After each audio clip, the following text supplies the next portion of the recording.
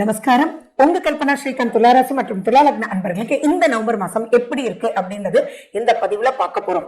துளாராசி அன்பர்களே, இந்த மாசத்தை ரெண்டா ஈஸியா பிரிக்கலாம். ஏன்னா 16ஆம் தேதி வரைக்கும் ரொம்ப ரொம்ப ரொம்ப கடுமையா இருக்கும். சிவனேன்னு இருந்துருங்க.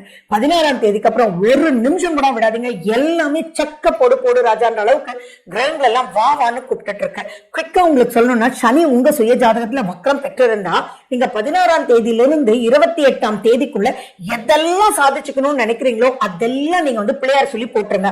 அத்தனை விஷயங்களுமே நீங்க எப்படி நினைக்கிறீங்களோ கரெக்டான வழிகாட்டுதல் கிடைச்சு அதுக்குண்டான மனிதர்களும் உங்களுக்கு நீங்க எதிர்பார்க்காத நல்ல மனிதர்களோட கை கோத்து உங்களுக்கு கரெக்டான வழியில கூட்டிட்டு போயிடுவாங்க. அப்படி இல்லைன்னாலும் பரவாயில்ல, பெரிய மைனஸ் கிடையாது. இதே வக்ரம் தரல அப்படின்னு பாத்தீங்கன்னா நீங்க 28ஆம் தேதிக்கு அப்புறம் நீங்க பண்ணும்போது ஃபண்டாஸ்டிக்கா உங்களுக்கு இருக்கும். சோ யூஸ் பண்ணிக்கோங்க துளாராசி அன்பர்களே. 16ஆம் தேதிக்கு அப்புறம் ப்ளீஸ் நோட் பண்ணி வச்சுக்கோங்க. இப்போ உங்களுடைய தசாபுத்தி அந்தரங்கள் உங்களுக்கு ஃபேவரபிளா இருந்ததுன்னா சம்திங் எக்ஸ்ட்ராடினரி அப்லிஃப்ட்மெண்ட் தான். எதுலாம் எக்ஸ்ட்ராடினரி அப்லிஃப்ட்மெண்ட்ன்றது உங்களுக்கு கிளியரா சொல்றேன், நீங்க தெளிவா பார்க்கணும். பட் 16ஆம் தேதி வரைக்கும் எச்சரிக்கையா இருக்கணும் அப்படின்றது ரொம்பவே நோட் பண்ணிக்கோங்க.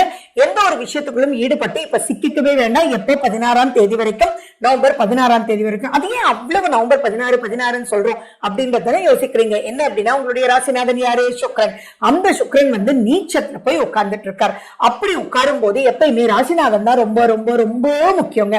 அவர் செயலிழந்து இருக்கும் போது நீங்க எதை பண்ணாலுமே உங்க மனசு என்னத்தான் போராடினாலும் என்னத்தான் பிளான் பண்ணினாலும் செயல் இழந்து இருக்கக்கூடிய அமைப்புல நீங்க மாட்டிக்குவீங்க.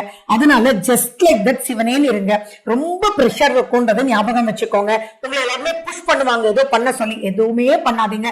ரிஸ்க்ன்ற சப்ஜெக்ட் 6ன்ற தாட் கூட உங்களுக்கு வேண்டாம். ரிஸ்க்ல இருக்க ஃபர்ஸ்ட் 6 நான் சொல்றேன். எந்த ஒரு பெரிய இன்வெஸ்ட்மெண்ட் கூடயும் போயிடாதீங்க. கூப்பிட்டு லோன் கொடுக்குறேன்னு சொன்னாலும் வேண்டாம் தாப்பா, நீ வெயிட் பண்ணு